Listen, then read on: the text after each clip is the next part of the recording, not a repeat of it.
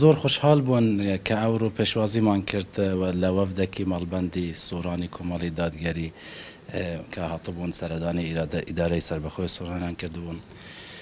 مەبەستی بە دووادەچوونی کارەکان و هەروەها بووە بابەتەی بۆ ڕووداوی دڵتەزیینی ئاگر بەربوونەوە لە باڵەخانەی لە سۆراندا کە بووە هۆی گیان لە دەستانی 14 وڵاتی ئەوانش هاتبوون هاوکاری خۆیان ئەعلام بکەن و هەروەها بزانن کە کارەکانی لژنە بەکوێ گەشت و پشتگیری خۆیان کرد بۆ هەر کارێکە ئەوان بتوان بکەن.